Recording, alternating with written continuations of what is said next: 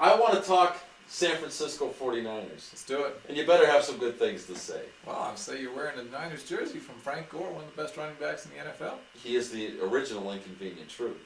Hallelujah. I want to say something about their Super Bowl. Now, last year, the Super Bowl between Baltimore and San Francisco had a first, which was, it's shortly on the heels of the Janet Jackson equipment malfunction from several years ago. And this was a different sort of Oh, we're calling it malfunction. equipment these days? Well, I think that's what they called it Is at that the what time. old guys call? No, that's what the network called it. Oh, An equipment failure. it falls into that category. Wasn't it? Just like, so in their opinion, just like somebody trips over a wire or a light bulb goes out, That's it's an equipment failure. Right, but it's not as big an equipment failure because nobody notices and nobody cares. Anyhow, so last year in the Super Bowl, the teams were so good that somebody in the announcing booth must have said, I can't believe the quality of the football team. The Ravens are playing lights out. Well, what do you know? Shortly lights after went out. halftime, bam, the lights were out. Playing lights out. They were playing lights out, and no sooner were the words uttered than the lights were out, and there was a massive power outage. And this is coming from the USA, the most technologically advanced country in the world. Right, yes. And this is the Super Bowl. I know. Maybe we should And somebody flipped a switch. Maybe we should be talking to Iran about their nuclear energy program and have more reliable electricity. The switch was Well, out. if the Jacksonville Jaguars even stand a chance of getting to the playoffs, I'm sure we won't have to worry about any more power failures. No, if they host it in Jacksonville, which they should sooner or later. I hear it's a very nice panhandle city. Yeah, it's beautiful. You could go panhandling. In fact, most of the players do after the game. It's because they lost. Listen, Jacksonville's the only city where they could host the Super Bowl, and all the players from both teams would feel like they lost after the game. And they'd all get up there. And they'd be panhandling. The ones that had their Super Bowl But rings. anything's better than working for that Iranian cheap ass that doesn't want to pay his players.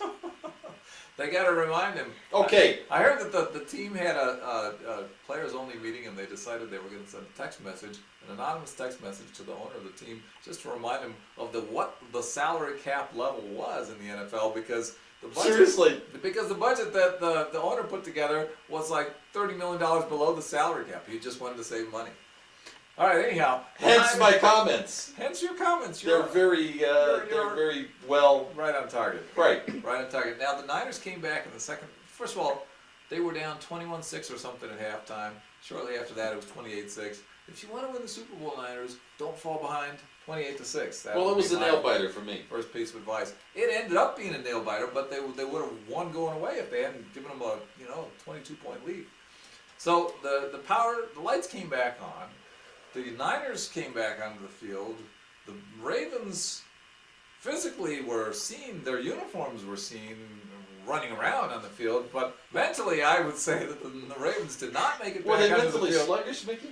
They were not on the field during the third quarter and part of the fourth quarter either. They only managed 6 points in the second half, but it was enough to win the game. Well, those little guys played their hearts out, so maybe they needed a siesta. They played their hearts out in the first half, but I'm saying they didn't show up in the third quarter or in most of the Oh, fourth. you got to finish the game. Is that what you're trying to say? Yeah, traditionally the siesta is after the game, not during the third quarter when you could still lose. It's So- almost happened. So here's what we got. So the Niners made a valiant attempt at a comeback, but it was too little too late, and it left the 49ers fans hungry for more. But that was the first Super Bowl that the Niners have played in and lost, and it was also their first Super Bowl where their quarterback was not named Montana or Young. There you go. And no Rice. No Rice. There was not a way.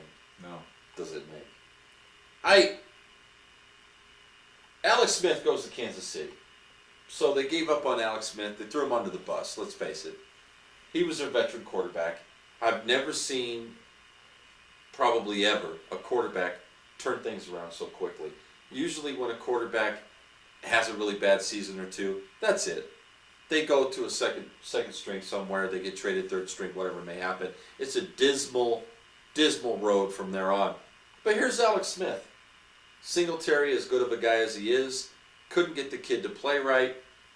Here comes Harbaugh to save the day. And Alex Smith was a different quarterback. And let's face it, he wasn't turning the ball over. He was moving the ball down the field, or as Hank Stram would call it, just keep matriculating the ball down the field there, Len Dawson. And that's what Alex Smith was doing. But Harbaugh goes out on an edge, and he says, I got this kid Colin Kaepernick. When Alex Smith got a concussion and missed a game, right? That's right. Right? Just to set the context. I find it very interesting because Alex Smith turned things around. And he was playing good football. And they were winning games. And he was looking completely different than he was the year before with Singletary. Would you agree? Yeah. I couldn't believe it was the same kid. Give kudos to the coaching staff. But, as they say in horse trading, you got to put your money on a horse. And definitely Harbaugh and the boys in San Francisco put their money on Colin Kaepernick.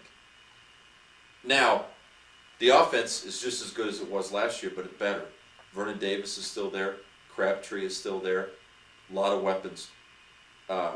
Frank Gore running the ball. They got two kids that we saw at the end of the season that made San Francisco should put threats in the other 31 teams, because all of a sudden they had these two kids come out toward the end of the season and they let them run the ball and they looked good. There's threats all the way around San Francisco. Vernon Davis at tight end. Now Anquan Bolden is going to be a receiver. If you're a defense this year, who do you try to stop? Who do you double team? Might just trying to get some pressure on the quarterback. But he's fast. He can scramble. I know. They got a good offensive line though. Right, very good. So where's the weak hole? And the weak hole is the defense. Let's turn the table. The defense. They allow their, or maybe they didn't allow, but I'll just say that Goldson is out. Mm-hmm. That was their safety. He goes to Tampa Bay. That's the guy I was trying to think of. Goldson. Wow, I'm glad we're all in the same league. Leo Goldson. Yes, The guy with an L in his name? yes, Okay, that's him. yeah. It's just not in the beginning of his name. Oh, thank you. Yeah, anytime. But if I have to come up with the names, at least you can correct me once out of a million. I only correct you, Joe, because I love you. I appreciate it. No, Anytime. but really, I'm remembering these names. Yeah. So he goes to Tampa Bay. So there's the other threat. I think the 49ers don't have a lot of weaknesses on the defense. I disagree. In fact, I look at the amount of tackles. I look at guys by the name of Joe Staley, and I look at guys by the name of Rogers, a cornerback that's awful quick. And I think, in my opinion, the 49ers, especially having more draft picks than any other team in the NFL this year, have put themselves in a position where they've looked at their existing players, they've developed those players very well, they've traded extremely well and negotiated with the other NFL teams, and I really think they're going to be hard to beat. They're already the favorites to win the Super Bowl this year. Clearly the favorites to win the NFC, even though they're Seattle. And it looks like the only team that can really stop them in the NFC is themselves. Who knows? Who knows? But here's what happens. This is why they play the games. And that's why they play the stinking games, because Chris Berman. year after year it happens that a team looks great on paper. Where are the games played? Are the games played on paper? No, Joey, the games are played on They're grass played on the field. or AstroTurf, and sometimes they should be played on concrete. Because maybe these guys come out with more heart than these guys. And that's what happens. That's right. On any given Sunday, a pro football team could be watching reruns of yesterday's college football. Well, College I football. pleasantly want to exclaim that I say many of the same things myself because I look at the game in the same light. Interesting division. Probably the best division in the NFL this season, in my opinion.